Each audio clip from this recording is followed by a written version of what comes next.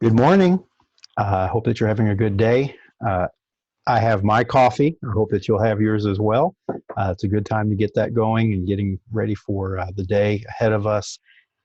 I just want to say that today's lesson makes me think of all of you other Sunday school teachers out there that would have been teaching this lesson today, and you should be teaching this lesson too.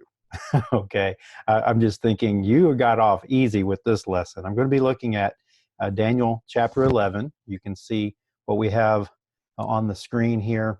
We're going to be looking at Daniel chapter 11. We're going to look beginning with chapter 10, verse 21, the very last part there, and then we'll read all through chapter 11. You can see that that's 45 verses in chapter 11. It's not so much the length that is an issue for us, it's what's involved here. It is part of the length, but there's just so much detail in here. And as you look at it, there's been so much discussion, particularly with what's going on in the last few verses, beginning and then going into chapter 12, that we'll spend some time talking about next week, that really is up for debate and discussion and lots of interpretation. And we're going to walk through the text. You can see the chapter, or the title is History in the Making. And just as a prelude, let me just say here that what we're going to see from Daniel, that while it is prophecy, it is a vision, and apocalyptic in the sense that it's giving us certain things into the future. It streams into or blends into what we would actually call prophecy at this point, because of the nature of the vision. And we'll talk about that in a moment. I want to tie in this vision with some of the previous visions as well. But what we're going to find is, as you read this text, if you're familiar with interbiblical history, you're going to see a lot of what Daniel says is very, very precise. And again, we'll talk about what that means here in a moment as well. The reason I was joking with you all is because it is a long chapter. I'm not going to read all of it to you. I was tempted just to get on here and read the 45 verses and then pray and be done. Let the text speak for itself. But I do know that we have to get through some material here. I promise you that we won't take forever. If we were to go about the pace that I have been going verse by verse, we could be here for 2 hours or more. I won't do that to you. There are some big things that we need to discuss, though. And as we do that, I just want to make sure that you do have your Bibles, that you're ready, and then I'll read some portions of it. We'll talk about some of it as we go along. But history in the making. It's prophecy about the future, but an extremely detailed prophecy. As we get started, let me show you what the text is going to look like. I've many times have done this, but I'm doing it again here today. Departed from the titles and the outlines of the different texts that you see in your Sunday school lesson, kind of creating some other themes. And the thing that I think I see taking place here is the matter of transitions. Obviously, what we're going to read in a moment, chapter 10, verse 21, it should say 21b, and then 11, 1 is a transition statement, probably from Gabriel. We'll look at that. But there's this transition from what we saw last week in the vision of the man and Michael and possibly Gabriel preparing for the vision and what Daniel was going to see, and then moving into the actual vision that's going to be detailed here for us. And then what we're going to see in verses 2 through 4 is a very, very quick transition from Persia to Greece. We'll read that in a moment, so I won't spend time talking about it. And then I labeled the third major part here, transitions. And it's a matter of north and south, and it's transition back and forth. We'll talk briefly about that, verses 5 through 20. The big piece, though, that we're going to see that's particularly important, where Daniel is going with all of this, is the transition to Antiochus' fourth Epiphanes. Now, he's not named, but we can tell from history that's who is being discussed here. In fact, as we go through the text, we could name virtually everybody that's listed in this text, even though they're only referred to in generic ways by being called king or prince or daughter or something along those lines. But you can see verses 21 to 35, a good portion of this is taken up with what's going to happen with this king that's going to have such a devastating impact on the Jewish people. And then where we run into some issues of interpretation, we're going to find in chapter 11, verses 36 to 45, a transition, and I put in a question mark after it, transition to the future What we're going to see beginning in verse 36 through 39 is something that seems like it's still Antiochus IV, but then something takes place completely different. Seems like the scene shifts again, but seamlessly, without any kind of marker, without any kind of narrative. Uh, Whatever's being said about this king language doesn't change, but what does change is how this king is described. And we'll talk about that near the end. And as I said, there are many ways that this text is going to be interpreted as we move forward. But let me just stop and get ready to read the text to you. We'll read the first couple of verses, probably read through verse 4 straight up, and then I want to read a couple of verses beginning in verse 5 and forward, just to kind of get a sense of the scene.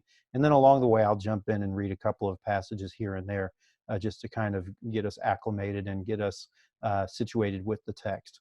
So first, let's look at the very beginning, what we call the scene transition. As we said last week, what you're going to see, at least in the NIV and a couple of other translations do this, at 21, chapter 10, verse 21, you're going to see in some of your translations a parenthetical statement ending chapter 10, but beginning chapter 11. It will be all of chapter 11, verse 1. Let me read it to you, then we'll talk a little bit about that. First, it says, "No one supports me against them except Michael, your prince. And in the first year of Darius the Mede, I took my stand to support and protect him." A couple of things going on here. What we said last week was the fact that likely this is Gabriel who is talking, who has been one of the angels there. We saw the man last week, maybe some reference to God. And then Michael is mentioned specifically. He's mentioned again here at the end and beginning to talk, beginning to reference into the chapter 11. We'll see him again at the beginning of chapter 12. But notice the language here. No one supports me against them except Michael, your prince. Two things. One, remember that in the vision last week, Gabriel, if we call him that, said that when Daniel started to pray and mourn, he tried to reach Daniel, but was prevented by the king or the prince of Persia, and that only Michael could help him in getting to Daniel and getting to the point where he could share this vision with him and speak to him about what was going on. And so you see that reference here. The second thing is he's called your prince, not just Daniel's prince, but Daniel is representative of the people. This is Michael, their prince, if you will. He's an angel over them. And then another statement made beginning of chapter 11, in the first year of Darius the Mede, I took my stand to support and protect him. What we have going on here is going back further in time, because remember in chapter 10, the vision started with the third year of Cyrus the king, and now you see the reference to the first year. What I think we're seeing take place here is the fact that Gabriel at this point can be talking about the beginning of his work in serving predates even this vision. And so we want to set the scene for that. Then what you have beginning in verse 2, chapter 11, verses 2 to 4, that transition from Persia to Greece. I want you to see the first thing that comes up is the fact that this angel, the one relating the message to Daniel, says, "Now then, I tell you the truth." Couple that with the fact that what took place near the end of the book, chapter 10, is the reference to the book of truth. We may come back to that later on when we get to chapter 12. But notice the affirmation, the reiteration. We can use a number of other words to describe this, but the emphasis on truth.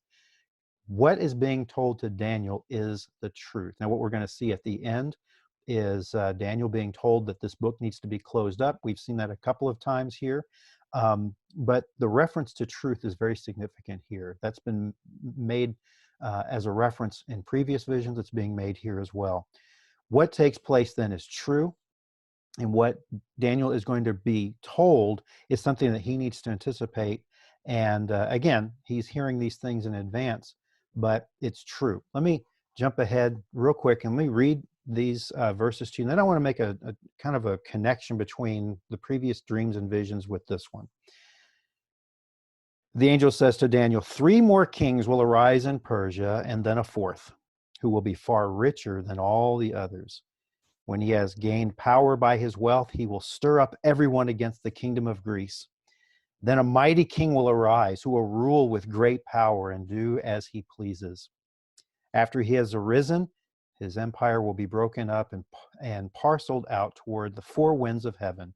It will not go to his descendants, nor will it have the power he exercised, meaning as the kingdom is divided, the power will be divided, and therefore it won't have the same strength as it used to. Nor will it have the power he exercised, because his empire will be uprooted and given to others. Let me make a couple of points here. You're going to see a very quick transition from Persia to Greece here, and there are a couple of things that need to come into play.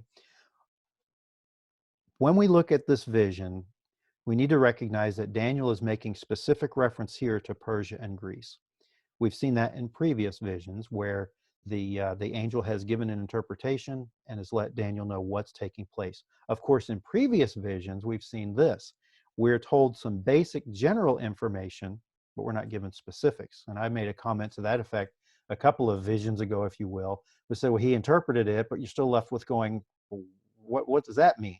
And even Daniel didn't understand everything that was going on. Then when we looked at last week's vision, we were like, wow, we're starting to see more and more of this. Not last week's, but the week before that with the ram and the goat in chapter 8. We said, wow, we're getting really detailed here. What you're going to find with this vision differs in a couple of different ways from what we've seen with previous visions. Let me just walk you back real quickly to what we saw with the dreams and visions that have related to different world powers. So in chapter 2, remember that you had the king of Babylon, Nebuchadnezzar. He had a dream, and then Daniel was able to come about, not only interpret the dream, but first he was able to tell the king what his dream was. And it was a statue made of various materials from head to toe. And what we understood there, we could determine, was that this is a reference to different kingdoms. And of course, Daniel tells Nebuchadnezzar, you are the gold head, and then it goes down from there. But what we could see there is that it's a reference to Babylon, then the Medes, then the Persians, then the Greeks.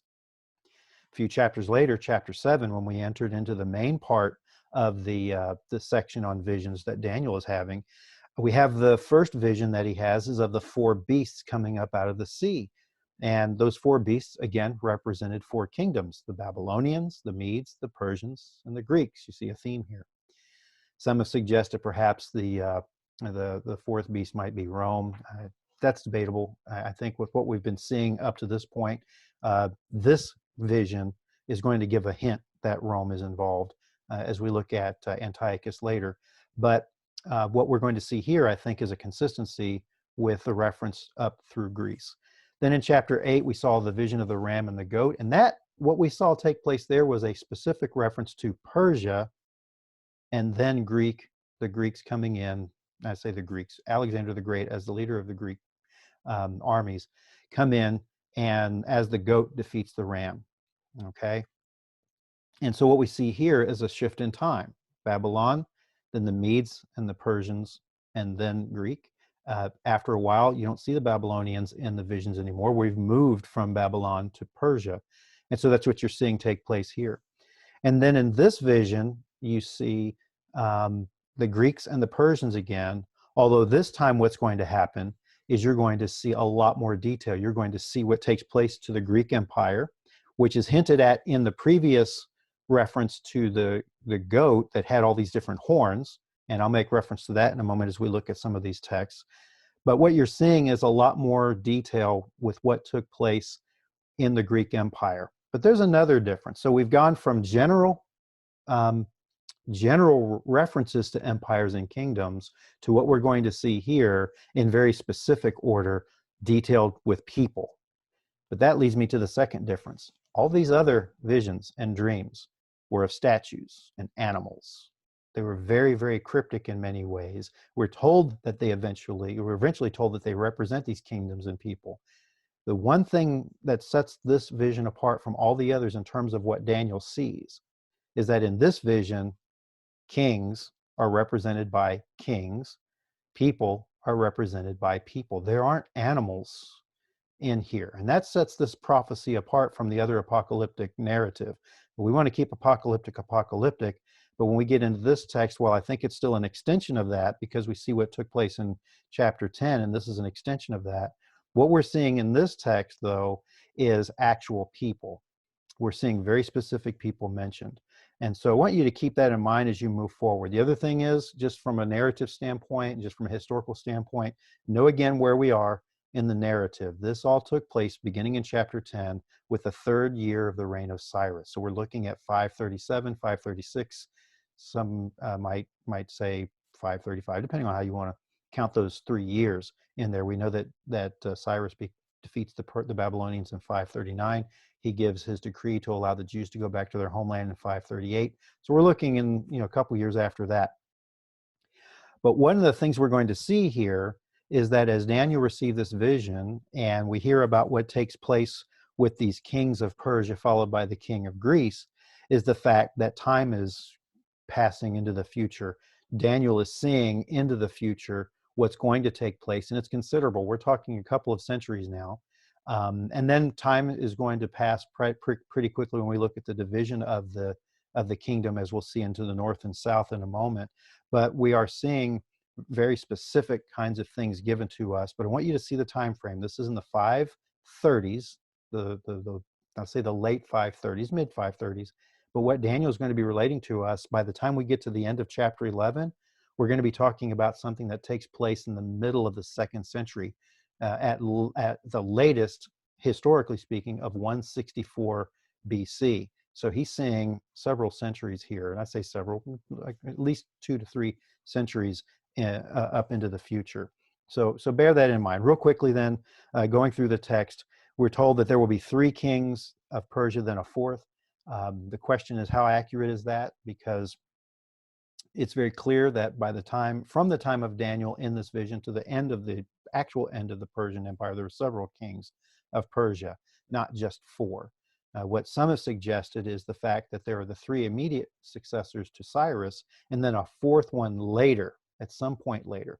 Most are going to suggest the way that this 4th king is described, it's Xerxes I, who is the same king that you find in the later, I say, where we're talking about, we're talking that he's at least the king who first confronts Alexander, or the Greek peoples, not necessarily Alexander. But we're seeing a time span that changes there.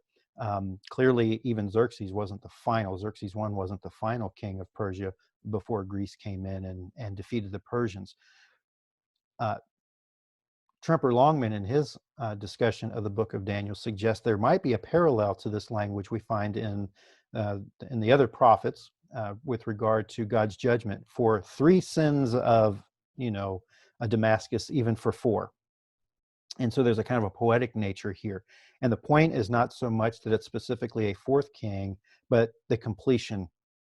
There is a certain sense of completion here. Third, there are 3 successive kings, then a 4th. Most curious, of course, most significant, is the fact that this 4th king is described as far richer than all the others, who gained power by his wealth and then actually confronts Greece. And then you see in verse 3, a mighty king will arise who will rule with great power and do as he pleases. After he has arisen, his empire will be broken up and parceled out toward the 4 winds. Let me show you a map real quickly of what we're going to be looking at. I want you to see a little bit of what's going on here. Clearly, what we find going on is that this is a description of Alexander the Great. No one questions that. In fact, as we go through the text, while the text doesn't give us the names of all these kings and individuals, it's almost like you can take the text, look at history, and pull the names out and just fit them right in to what we have in the text. And so in a moment, we'll talk about why that is a concern for some people. But I want you to see the extent of Alexander's empire. Of course, he starts off in the area of Macedonia and Achaia, what's later you see called Hellas here. Hopefully you can see some of this. But his father, Philip of Macedon, of course, begins to set up city-states and tries to bring together a conglomeration of cities. He's not able to do that, but Alexander does. And what we see then is by the time Alexander reaches the pinnacle of his career at this point, he's bordering on to India, which means he's also defeated the Persians and the Medes and all other groups. And he's gone down into Africa and into Palestine and Syria, into this area. So we see all that he has taken. all of his area there. Of course, what happens is, as you see, he's been a mighty king. He has great power. He does as he pleases. But then notice, not long after he reaches this power, which reaches its heights probably around 330, 331 when he takes over Persia, and 323 is when he dies. And what we see then is after he dies, he doesn't have a succession plan. He doesn't have a set of successors. He does have heirs, but what happens is his four generals divide up the kingdom, and we'll look at that in a moment. Divides up the kingdom and into four groups, and that's why you can see here in verse 4, it says, after he has arisen, his empire will be broken up and parceled out toward the four winds of heaven. And what I want you to think about when you hear that phrase, four winds of heaven, is I want you to go back to chapter 7 and the vision that we have there of the four beasts out of the sea, because it is the four winds of heaven that stir up the waters. Now, of course, the four winds and the four beasts are representing different kingdoms. One of those later will be Greece. But notice the language here of the four winds that are the result of or contribute to the division of these four, the cities, the kingdom of Persia, the kingdom of Alexander, good gracious, Alexander, into the four groups, the four winds there then. But what we're going to see in a moment is the fact that the kingdom is divided into four different groups, and then later even that will be uprooted and given to others. We'll see that taking place. Let me show you what eventually takes place. There are four different groups, four different generals, the diadochi, meaning through the generals or through the rulers, divide up into four different groups.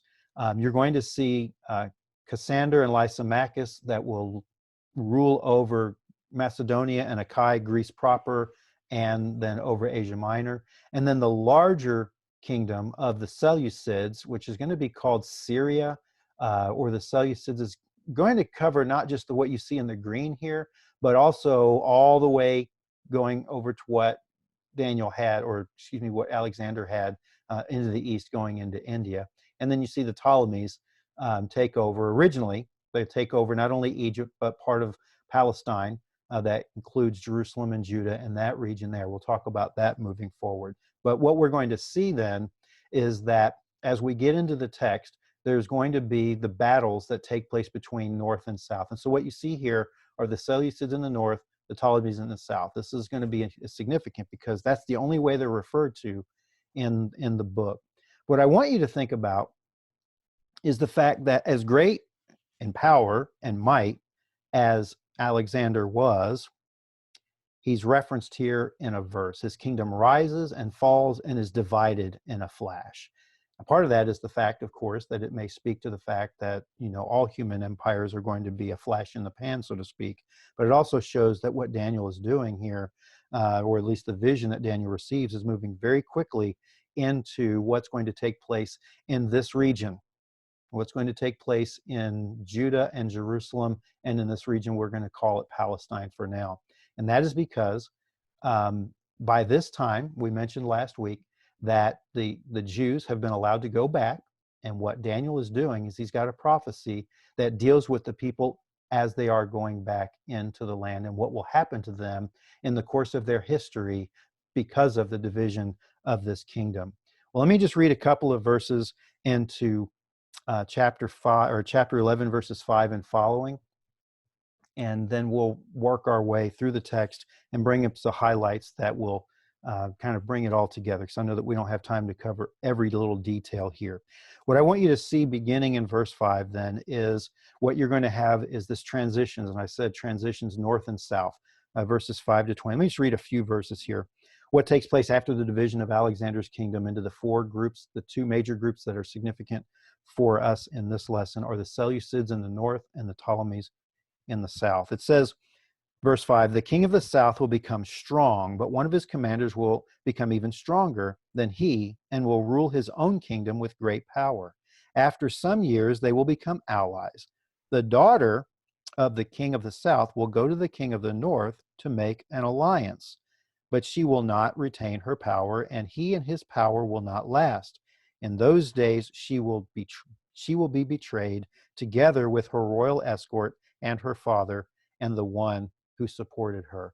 Now, I won't read the rest of verses 5 through 20, but what I want you to see in the big picture here is that this transition that I'm talking about in these verses is the warring between North and South. And of course, the large portion of that war will involve what's going on in the middle, and that involves the Jews. Now, they aren't always directly the object of the battle. Sometimes the battle is going past them. But of course, what's significant about this land is that as a land bridge, it controlled commerce. And so in the midst of all this, Jerusalem and the Jews may be considered kind of innocent bystanders. But one of the things we know in God's economy is that as this relates to them specifically, there's not an innocent bystander situation.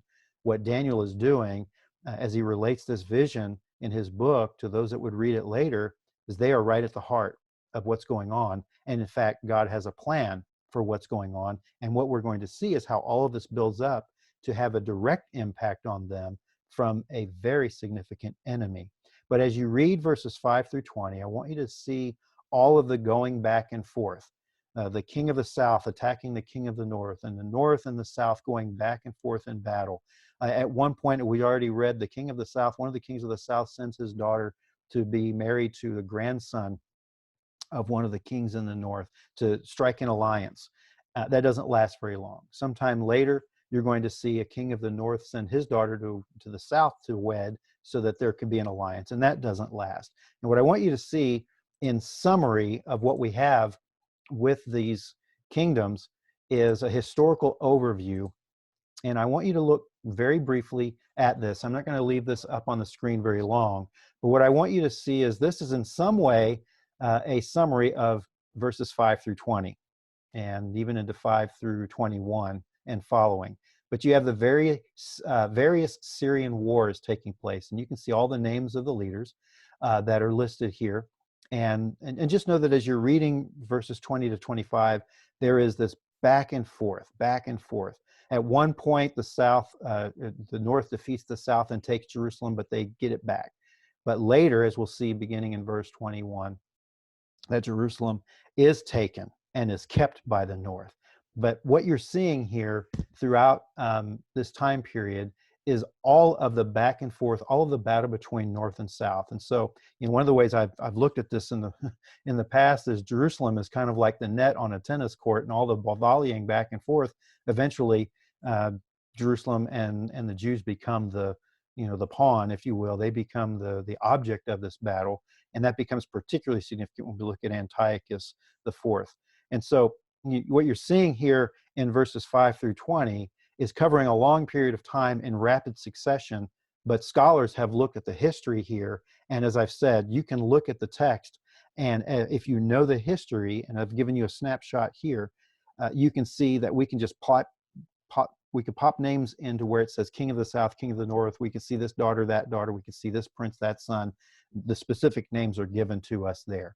I want you to notice then that Daniel is very, very specific. So let me stop for a second and talk about this before we go in and jump into verse 21 and talk specifically about Antiochus. It's kind of curious that as we look at this text, we've already talked about how significant and how specific is the word I was looking for, how specific this is. The author of our Sunday school lesson, the study guide, says this in the first verse, or excuse me, the first sentence in the lesson. It says, Daniel 11 is the most detailed prophecy of any passage in Scripture. Some have suggested then, because it's so specific and because we could just kind of do a pop in with the names, that Daniel is not writing something into the future, but rather someone in the time period looks back over the things that have occurred and then puts them in the words of someone who, like Daniel, existed centuries ahead of time or before this. What's curious about that is two things. One, looking at these texts specifically, is the fact that Daniel doesn't name any names. We do know Isaiah mentions Cyrus specifically, well in advance of Cyrus becoming the one who would release the Jews from captivity and allow them to go home. And of course, many do suggest that Isaiah, at least that part of Isaiah, wasn't written by Isaiah, but someone later, because he names Cyrus specifically. You and I know that God is able to know the future, and can give those names. It's curious that in this text, Daniel doesn't receive those names. A later reader, and those of us who do study the history, can know those names now. And all that does is shore up our understanding that Daniel knew, and God revealing it to Daniel in advance was able to relate that in this vision. What's curious, and that's a word I keep using, is the fact that, as we mentioned a moment ago, at the beginning of the chapter, verses 2 through 4, there's questions to whether Daniel's really being all that accurate when he says 3 or 4 kings, when we know there were many, many more. Well, one of the things I find significant about that is what Tremper Longman said with regard to whether or not Daniel can be trusted. He says that we can't win either way. Whether Daniel is going to be looked upon as trustworthy or not, you know, when you look at him in the first part, you say he's not being very accurate, so he's not giving us reliable information. Yet when we look at this, we say, well, he's too accurate, so it's very clear he's not prophesying. Well, the other thing it points out that it suggests that perhaps, you know, whoever wrote this, even if it's later, say, well, they're too accurate, but they didn't know their history very well. Maybe they got their history wrong.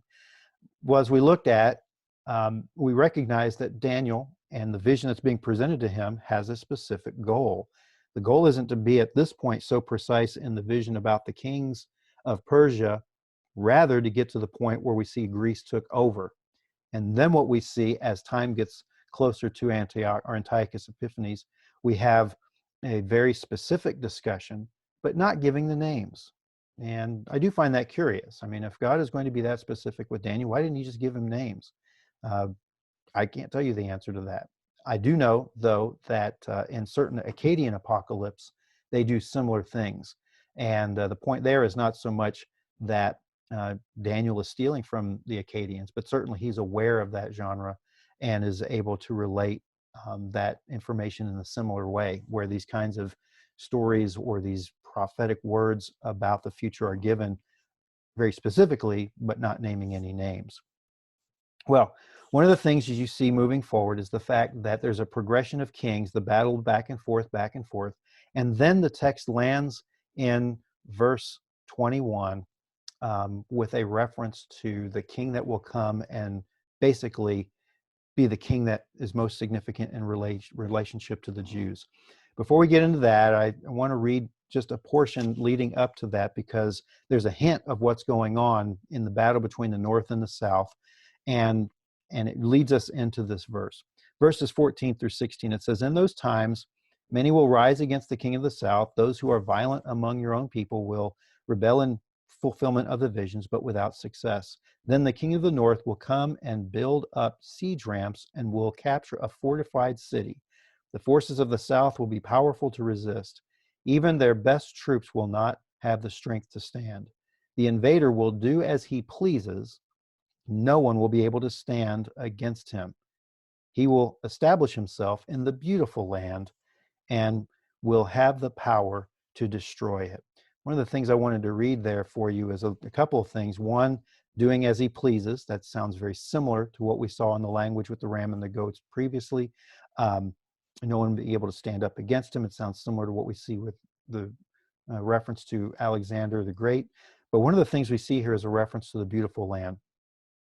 And as we do that, I want to bring up the fact that the same language is used of Jerusalem, if you will, or the land of Judah in chapter 8, verse 9, when you have that ram and the goat's description there. When the goat defeats the ram, it says that the goat then goes back with the horns. They go back to the beautiful land, heading west to the beautiful land. And that's code language, if you will, for the land of Judah where the Jews are. That reference is made here as well as in verse 40 or 41 later in this chapter. But what you're seeing here is, as the battle between north and south is taking place, there is a slow reference, growing reference to what's going to take place in Jerusalem. So let's go ahead then and look at verse 21, and we'll look at a few things there. When you get to verse 21, we see a reference to another king. He's the last king mentioned in the series of the kings of the north. The north eventually defeats the south. They take Jerusalem, and we'll see that taking place. and then we stop down and talk about this specific king. It says this king, the one who succeeds the king in verse 20, who is Antiochus III. Antiochus IV, we see here, he will be succeeded, Antiochus III will, he will be succeeded by a contemptible person who has not been given the honor of royalty. He will invade the kingdom when its people feel secure, and he will seize it through intrigue. Then an overwhelming army will be swept away before him. Both it and a prince of the covenant will be destroyed. After coming to an agreement with him, he will act deceitfully, and with only a few people, he will rise to power. And I'll stop there for a moment. I want to point out a couple of things in the text. First, it says he's contemptible. That is very, very minor language in relationship to Antiochus the Fourth, who himself called himself Epiphanes. We'll talk about that in a second. But contemptible is mild language considering all that he does, and we'll see that in some ensuing verses. But clearly that's representative of who he is. Secondly, it calls him a man who received his place of leadership. He was given the honor, a person who has not been given the honor of royalty. What's going on here? Prior to his becoming king, he was a hostage in Rome. And we haven't talked a lot about Rome, but Rome is kind of lurking in the background, and they'll be referenced again here in a few verses. When Antiochus begins to make stretches into the south again, he will encounter the Romans, and they'll say, "You're not coming in here, go back." And so he backs off. But he is let go from Rome, and his brother Antiochus III dies. Antiochus III's son is actually the next in line. But curiously enough, the son ends up as a hostage in Rome. And as Longman said, and others have said, it's kind of interesting, the timing, that you have Antiochus come out of Rome, his nephew go into Rome, and Antiochus III dies. You can read into that what you will. We know a lot about Antiochus IV and the way he treated the Jews. We can see that contemptible probably is a good word for him. Then notice the language here of using deceit, using intrigue. And intrigue is an interesting word because earlier in chapter 8, and again, when you look at chapter 8, verses 23 and following, and again later on in that chapter, that's clear as one of the horns that leads in this time. That is also a reference to Antiochus IV. So you see these succession of visions that have been revealing a little bit more and more each time. But notice the language here of this particular individual in chapter 8, verse 23. He's a master of intrigue. Here, Daniel tells us in the vision that he will lead by intrigue. He will come and seize it through intrigue. And then there's a reference to the Prince of the Covenant. More than likely, this is one of the high priests in Jerusalem at the time, maybe Onias. Later on, we'll see Jason, who comes into play. And by this point, we don't even want to get into all that's going on with the priesthood in Jerusalem at this point. We'll see it take place after they receive their freedom from Antiochus as well, that there's just all kinds of imbalance. People can pay to become high priest, as takes place during the time of Antiochus. Antiochus is looking for anyone that's just going to side with him. And we see some of that going on. So even some of the Jews are going against their own people to side with Antiochus. And what Antiochus is going to try and do is his love for Hellenism is so strong and his hatred for the Jews is so strong that he's trying to get rid of anything Jewish in Jerusalem and turning it into a completely Hellenistic city. So anyone who's going to jump ship, if you will, or cross the line and go to his side, he'll take them. But we see that taking place. Well, the text goes on to talk about not only getting into Jerusalem and seizing that, then there's more battle that's going to take place between the north and the south. Eventually, he's pushed back by the Romans. And then what takes place as he comes back, it says in verse 25, with a large army, he will stir up his strength and courage against the king of the south. He does that, but then he comes back. And it says later in verse 28, the king of the north will return to his own country with great wealth, but his heart will be set against the holy covenant. And that's language, of course, for the people of God. That's for the Jews in the city of Jerusalem, in that region. He says he will take action against it and then return to his own country, of course, being further from the north. we see then another reference to an attack against the Jews. I want you to key in on verse 29 for a moment, just for one phrase, because it's a similar phrase that comes into play in a couple of different places in this chapter. Verse 29 says, "At the appointed time, he will invade the south again, but this time the outcome will be different from what it was before." What's going to happen is he's going to again take over, go to the south, but now when ships come in, he's going to be pushed back. Again, a reference to the Romans. Then verse 31 through 35. I want to read all of this to you because this sets in summary fashion all that Antiochus does to try and defeat the Jews. And he tries to defeat them by defeating their religion. Verse 31, he says, "His armed forces will rise up to desecrate the temple fortress, and will abolish the daily sacrifice. Then they will set up the abomination that causes desolation. With flattery, he will corrupt those who have violated the covenant, but the people who know their God will firmly resist him. Those who are wise will instruct many, though for a time they will fall by the sword or be burned or captured or plundered. When they fall, they will receive a little help, and many who are not sincere will join them.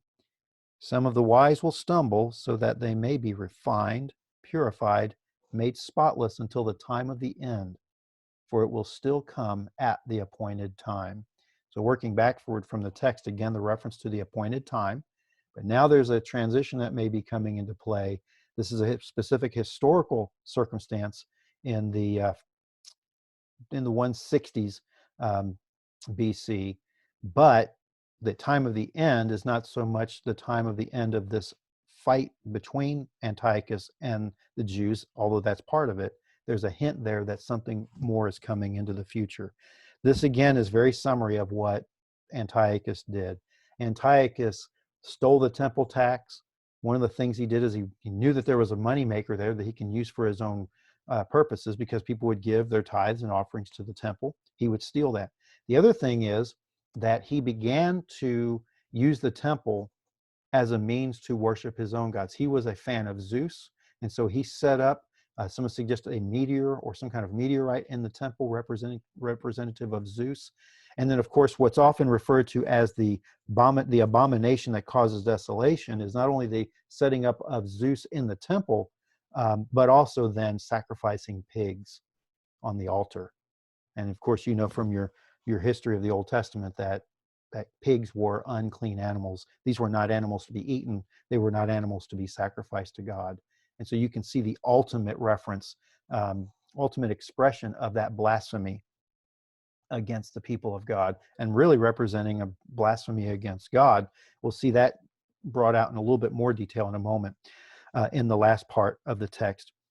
But you're familiar with the phrase, the abomination that causes desolation. It's not the first time this phrase has been used in the text. This occurred earlier in chapter 9, verse 27, where there's a reference to it with not the exact same words, but words like it.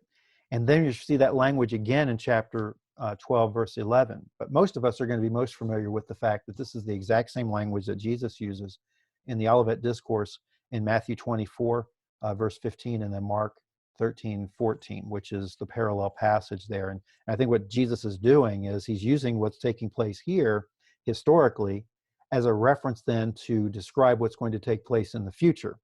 And so I think you can make that two-level way of thinking here. Daniel may not have that in mind. By verse or by chapter 12, that might be in mind, but Daniel doesn't. He even says at the end of chapter 12, he doesn't know what's going on. What we have then taking place here is Jesus picking up on that language and moving forward with what's going to take place. And I think that does give us some warrant then once we begin to look at verses 36 and following, that there's a two-level thing going on here. What began with Antiochus, he becomes a type of one who opposes God in an extreme way, such that Jesus can talk about that same kind of thing later. So Antiochus' fourth Epiphanes. Real quickly, a word about that. Epiphanes means the manifest one or manifest God. He tried to set himself up as kind of a God figure. We'll see that take place in some way in the next text. What's interesting, though, is the fact that the Jews, in their dislike for him, made up their own nickname for him, and it sounds very much like it. They called him Epiphanes instead of Epiphanes. What they did there was they called him the madman. And certainly that's descriptive enough. Well, we see then that there's a veiled reference here to a rising up and a rebellion against Antiochus. And what we do see take place is that at some point we have Mattathias, who is from Modine or Modine. There's an envoy sent from Antiochus to cause the people to offer these sacrifices. Mattathias and his 5 sons refuse. They kill the envoy, and then again begins the revolt. Judas, one of the sons of Antiochus or of Mattathias, is later nicknamed the Hammer. You know him by the name Maccabee. He's nicknamed Maccabeus, Judas Maccabeus, and he and his brothers help lead a revolt. They rise up and revolt against the Syrians at this point, against Antiochus, and over time they win the battle. They are able to then win back the temple. They cleanse it, and in 164 BC we have a rededication of the temple, and that's the backdrop to the Feast of Hanukkah and so forth, and the rededication. That's hinted at here by the rebellion that comes out. The other thing, real quickly to mention, is the fact that those that have rebelled will be going through a time of purification.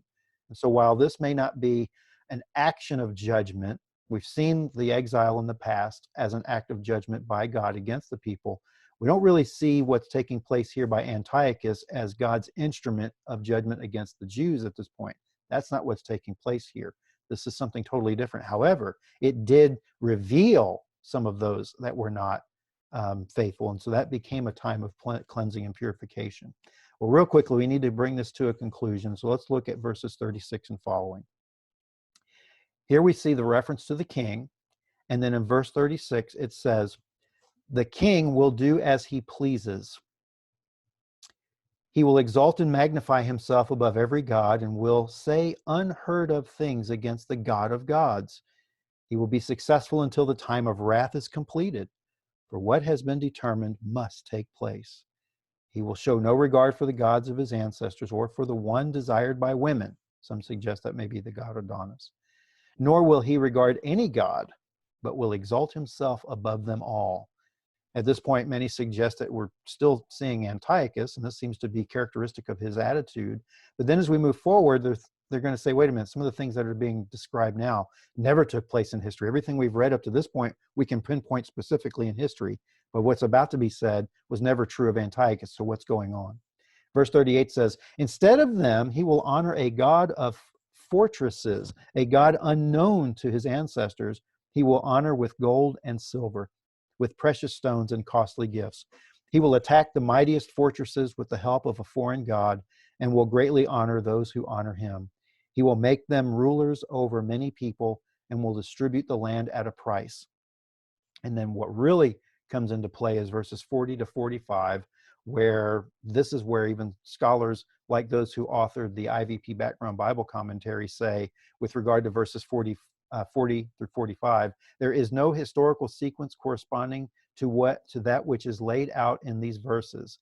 He says Antiochus IV was killed in battle in Persia in December 164. Many interpreters of Daniel, this is kind of their, I'll say it, this is kind of their give up statement, because in the background commentary, this is all they say about verses 40 to 45. Many interpreters of Daniel consider this section, perhaps starting even as early as verse 36 itself, where we began, to contain a reference to a much more distant future. And I think Longman and others will do the same thing. There is question about what's going on here. And that's why I put in the section headings, or our outline, in outline point number 5 was transition to the future. It's almost like as Daniel, or as being described to Daniel in this vision, is a reference to Antiochus, but in some way, now I'm using imagination here, in some way there is a seamless transition from Antiochus to some other figure.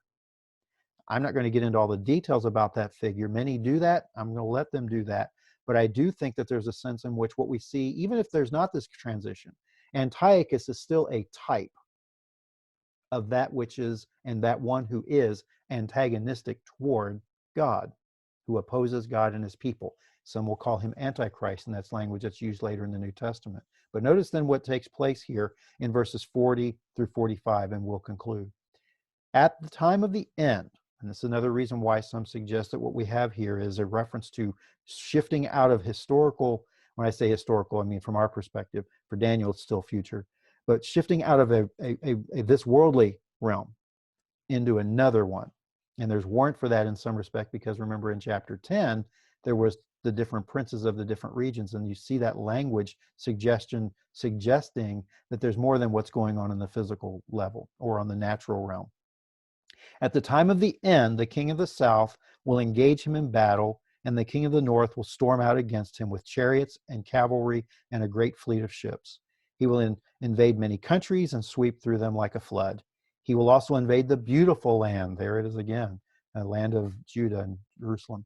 Many countries will fall, but Edom, Moab, and the leaders of Ammon will be delivered from his hand. He will extend his power over many countries. Egypt will not escape. He will gain control of the treasures of gold and silver and all the riches of Egypt, with the Libyans and Cushites in submission.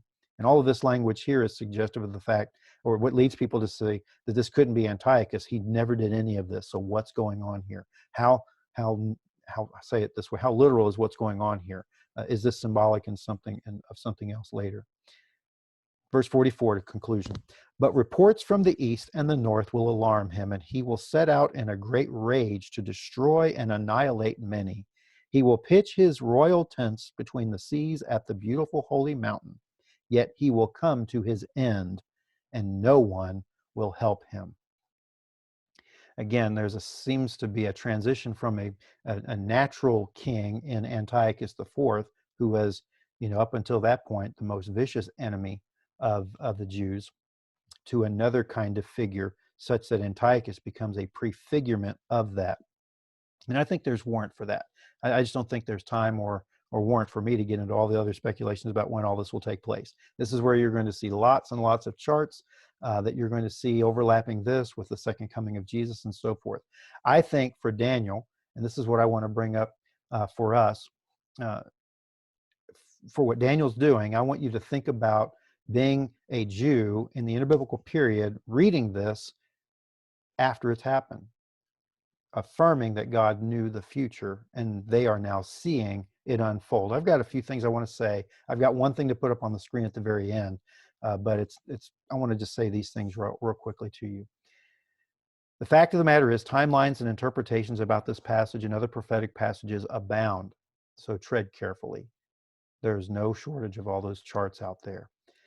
Where this shift takes place in this text seamlessly still raises questions about what's going on here. I'm open to the fact that this is reflective of the fact that what's taking place on one level can see a fulfillment later down the road, but I don't take away anything from the historical background. We see the Jews engaging in opposition from an enemy, and God, as we'll see beginning in chapter 12 next week, or ending with chapter 12 next week, we'll see his bringing that to consummation. But as I've done before, and some of you have seen this as I've helped teach Sunday school in our larger groups on Fifth Sunday breakfast, I want you to think about putting yourself in the text. Imagine yourself among the Jews reading this in the interbiblical period and thinking, it happened just as God said it would. Daniel received the prophecy, he wrote it down, they're living it out, and they can look back on the fact that God lived out or brought about what he said would take place. Again, this idea of book of truth, not that it's fatalistic or the fact that there is no free will involved, it's just that God knows. And what's taking place here, as we talked about last week with the book of truth, is that there is a set of events that will take place, and God knows that. But what was the point of knowing about the book of truth and having a sense of God knowing what's going to take place and planning things out? God's in control. Things are happening just as God said they would, and that's supposed to be a word of hope, even in a time of difficulty. Now, I have to admit, I kind of wish God would tell me what is happening in the future myself. There are times when I think, well, God, can you tell me what's going to happen in my future? But then there are other times I'm like, no, you don't want to know. You just need to trust God and let him guide you and let him lead you. In other ways, though, he already has told us.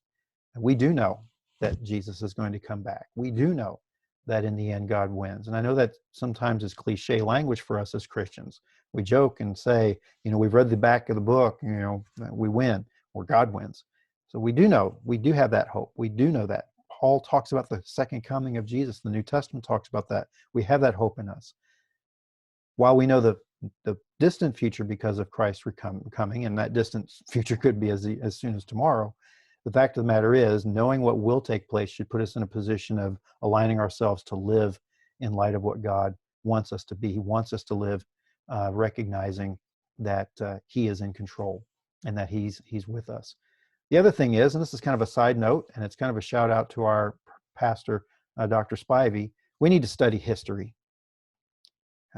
In one sense, I would love to have gone back and looked at this chapter in detail and actually relate to you all the names involved here to gain a real appreciation for how detailed this text is.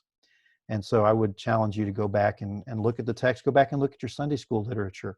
It's not as detailed as it can be, but it shows and reveals to you all the details that come in. But we need to study history. We mentioned the Book of Truth already, I won't belabor that point. But one of the things we can do is we can see how we match up these prophecies with their fulfillment. It speaks to another thing then. And what it speaks to is this, is that God has said it will happen, it happens. We see that in the words of promise and fulfillment. We see that here in the word of prophecy and fulfillment. If anything, a parallel that I see is in the Gospel of Luke, where Jesus demonstrates that God fulfills his word. What he said would take place does take place. We need to recognize prophecies are not promises per se, but they are an outline of what God will have done in the future. They are God's acknowledgement to us that he knows what is coming. So that when we see prophecy like this, whatever we make of these passages that are difficult to understand, we know it will be fulfilled. Well, next week we're going to wrap this up. I just want to point this out real quickly to you. My final word to you has to do with the fact that this is only one part of the vision. We saw part 1 in chapter 10 last week. We're looking at chapter 11 this week, but it's not done.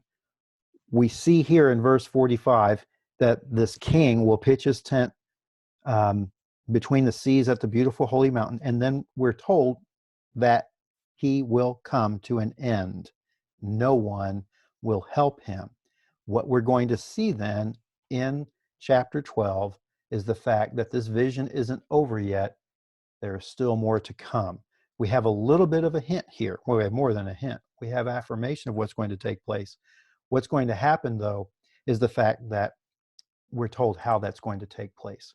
And so I just want to let you know that we're going to have a good end to this. There will be a number of things that we can wrap up next week. And then next week, I also want to prepare you for the new set of lessons that we're going to be looking at over the summer. But for now, we kind of have a cliffhanger. We know that this king will reach his end. What we're going to see is that Michael is going to help bring that to an end as we read chapter 12. I hope that you're encouraged to know that God is in control. It's hard, I know. It's hard to think that sometimes when we go through all that we go through.